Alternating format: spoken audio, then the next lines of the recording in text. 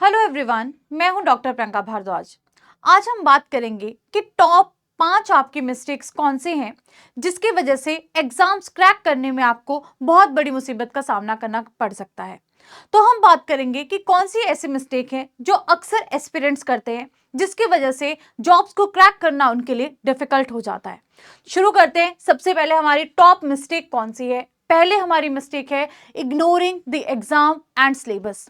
हमें पता ही नहीं होता है कि एग्जाम का पैटर्न क्या है या सिलेबस क्या है, या फिर हम बहुत ही कैजुअल अप्रोच में चल रहे होते हैं।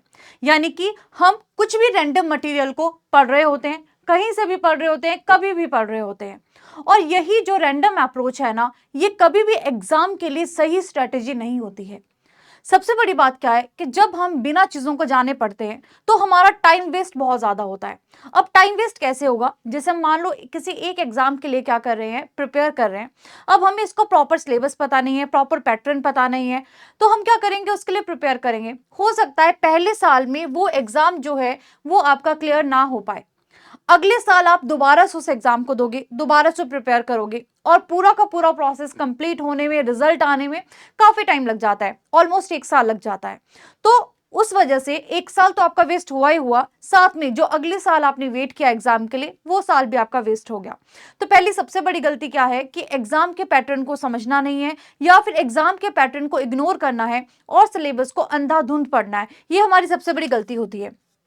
दूसरी चीज क्या है? हमें सिर्फ और सिर्फ ट्रायल मेथड पे नहीं रहना है, हिट एंड ट्रायल पे नहीं चलना है कि एक एग्जाम दे के देखूंगा, हो गया तो हो गया, नहीं हुआ तो दूसरे पे हॉप कर गए। ऐसा नहीं करना है। जिस भी एग्जाम की प्रिपरेशन कर रहे हो उस एग्जाम के लिए बहुत ही सीरियस होकर प्रिपरेशन करिए। बिल्कुल भी कैजुअल अप्रोच मत रखिए। मान लीजिए मेरा एग्जाम कोई 4 महीने बाद है, क्या कोई एग्जाम मेरा 5 महीने बाद है, तो मुझे ये नहीं सोचना है कि अब 4-5 महीने बाद एग्जाम है तो नोटिफिकेशन आने पर या 1 महीना पहले ही पढ़ने बैठूंगा और एग्जाम क्लियर हो जाएगा। ऐसा नहीं करना है। मुझे जो सिलेबस है या फिर जो आपका पैटर्न है पहले से देख लेना है, और जो तैयारी है उसको पहले से ही शुरू कर देना है। दूसरी मिस्टेक की बात करें जो मैक्सिमम बच्चे करते हैं, दैट इज प्रैक्टिस को नहीं करना। तो अगर आप प्रैक्टिस नहीं करोगे तो परफेक्ट कैसे बनोगे? और जब हम प्रैक्टिस की बात करते हैं, प्रैक्टिस का मतलब ये नहीं होता है कि कुछ भी हमने क्वेश्चंस उठा लिए और डायरेक्ट क्वेश्चंस को ही प्रैक्टिस करते रहे। जब भी हम किसी चीज की प्रैक्टिस करते हैं according to the exam pattern करते हैं, और हमें सिलेबस का थॉरो नॉलेज होना चाहिए।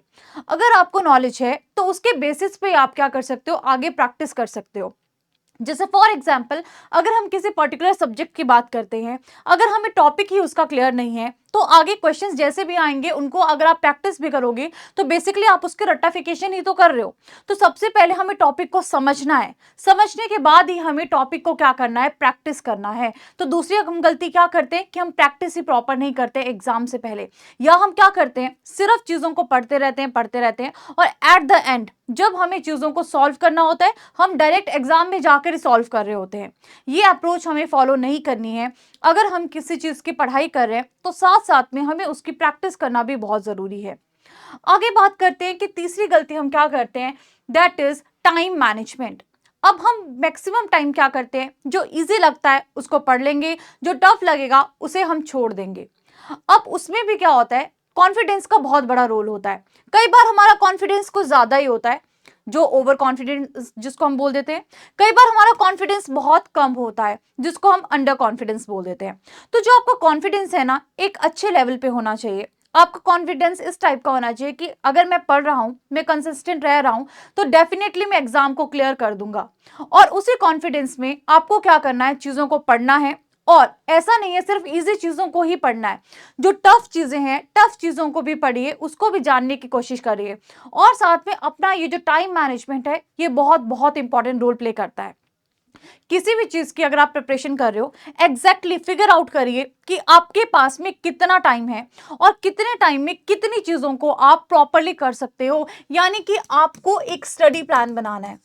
और स्टडी प्लान बिल्कुल भी ऐसे मत बनाइए कि आप किस टाइम पे क्या कर रहे हो, किस टाइम पे कौन सी चीज को कंप्लीट कर रहे हो, 10 मिनट में 20 मिनट में नहीं।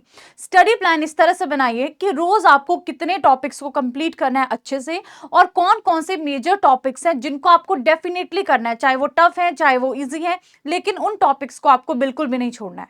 तो स्टडी प्लान आपका बहुत बढ़िया होना चाहिए। और स्टडी प्लान में मिनट टू मिनट का हिसाब मत बनाओ, लेकिन हाँ, स्टडी प्लान में ये जरूर रखो कि इतने घंटे मुझे इस उस सब्जेक्ट को डिवोट करने हैं और इतने टाइम का रोज मुझे प्रैक्टिस करना है। चाहे वो प्रैक्टिस फिर आपका जो पेपर है ऑब्जेक्टिव है तो ऑब्जेक्टिव पॉइंट ऑफ व्यू से करना है, चाहे आपका प्रैक्टिस अगर सब्जेक्टिव पॉइंट ऑफ डिमांड है तो सब्जेक्टिव पॉइंट ऑफ व्यू से आपने क्या करना है, प्रैक्टिस करना है।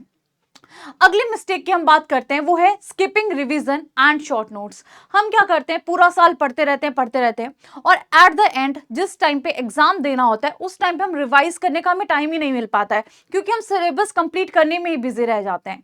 तो अगर आप अपने शॉर्ट नोट्स नहीं बनाओगे, उनको रिवाइज नहीं करोगे, तो एट द एंड एग्जाम में पूरे चांसेस हैं कि आप सिली मिस्टेक्स जरूर करोगे, क्योंकि हमने जो चीज पढ़ी होगी वो बहुत दिन पहले पढ़ी होगी या बहुत हफ्ते पहले पढ़ी होगी या हो सकता है बहुत महीने पहले पढ़ी हो। उस टाइम जब हम पढ़ते हैं हमें सब कुछ समझ आता है, लगता है हमेशा चीजें याद रहेंगी, लेकिन क्या होता है कई बार कुछ चीजों को रिविजन्स की जरूरत होती है, जैसे कि फैक्ट्स हैं या एक्चुअल डाटा है, वहां पे तो आपको रिवाइज करना ही पड़ेगा। अगर आप बिना रिवाइज किए जाओगे तो डेफिनेटली जो 4 ऑप्शंस है ना, मोस्टली हम बोलते हैं कि 4 में से हम 2 ऑप्शंस में डेफिनेटली कंफ्यूज होते हैं, तो इसके चांसेस यहाँ पे बढ़ जाते हैं। जो सिली मिस्टेक्स है आप डेफिनेटली करोगे अगर आप रिवीजन नहीं करोगे, तो ये आपकी बहुत बड़ी मिस्टेक है जब आप रिवीजन्स को स्किप कर देते हो। अब बात करते हैं कुछ बच्चे क्या करते हैं, वो सिर्फ मॉक टेस्ट पे रिलाय करते हैं, वो किसी भी चीज पे रिलाय नहीं करेंगे, सिर्फ और सिर्फ मॉक टेस्ट लगाएंगे ना, जो आपका टॉपिक है उसको कवर करेंगे ना टॉपिक को पढ़ेंगे, सिर्फ और सिर्फ PYQs देखेंगे, उनका एनालिसिस करेंगे और मॉक लगाएंगे। अब ये भी जो आपकी टेक्निक है, आपको पता है हर साल एग्जाम में आपको नए क्वेश्चंस देखने को मिलते हैं, नया पैटर्न कई बार आपको देखने को मिलता है।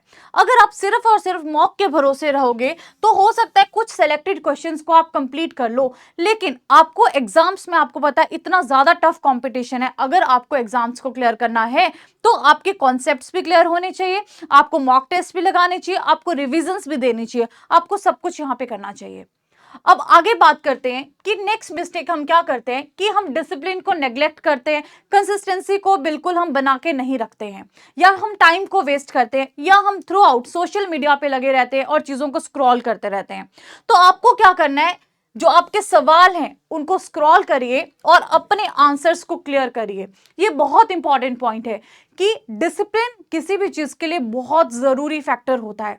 अगर आप रोज अपना एक फिक्स टाइम एग्जाम प्रिपरेशन के टाइम पे बना लोगे कि इस टाइम पे मुझे डेफिनेटली पढ़ना ही पढ़ना है, तो आपके दिमाग को भी एक सिग्नल जाएगा उसी टाइम पे हर रोज कि अब पढ़ने का टाइम हो गया है। आपका सबकॉन्शियस माइंड भी आपको बोलेगा कि उठो और पढ़ाई करो। अगर आपको कोई जॉब लेनी है, अगर आपको कोई टेस्ट क्लियर करना है, तो आपको उसके लिए कंसिस्टेंट रहना ही पड़ेगा। बिल्कुल भी ले बैक मत करिए कि कोई बात नहीं, अब पेपर 4-5 महीने बाद है तो उस टाइम 1 महीने पहले जागूंगा और 1 महीने पहले पेपर क्लियर कर लूंगा।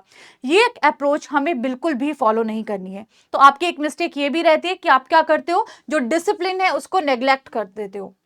आपको एक बात हमेशा याद रखनी है कि ये जो कॉम्पिटिटिव एग्जाम्स की हम प्रेपरेशन करते हैं ना, ये आपकी एक रेस है, और ये रेस कैसी है, मैराथन है, जिसमें आपको धीरे धीरे करके कंसिस्टेंट रहना है, भागते रहना है और चीजों को समझते रहना है। और सबसे बड़ी बात कि आपको पेशेंस का होना बहुत बहुत जरूरी है, क्योंकि जब भी आप एग्जाम की प्रिपरेशन करते हो, कुछ टाइम्स क्या होता है आपका लक फैक्टर भी होता है, कई दिन हमारा दिन भी अच्छा नहीं होता, तो हमें पेशेंस जरूर रखनी है। जब भी आप एग्जाम की प्रिपरेशन रखते हो, हमेशा याद रखो कि हम कोशिश करेंगे फर्स्ट अटेम्प्ट में ही हमारी चीजें बहुत अच्छे से क्लियर हो जाए। लेकिन जब भी आप वहां पे कंसिस्टेंसी शो कर रहे हो, कंसिस्टेंट रह रहे हो, डिसिप्लिन शो कर रहे हो, तो आपको साथ में थोड़ी सी पेशेंस भी रखनी पड़ेगी। रिजल्ट्स के लिए आपको थोड़ा सा वेट भी करना पड़ेगा। और बाकी आप प्रिपेयर करते रहिए, कोशिश करिए कि इन सारी मिस्टेक्स को आप अवॉइड करें। हम मिलेंगे अब नेक्स्ट वीडियो में। Thank you so much.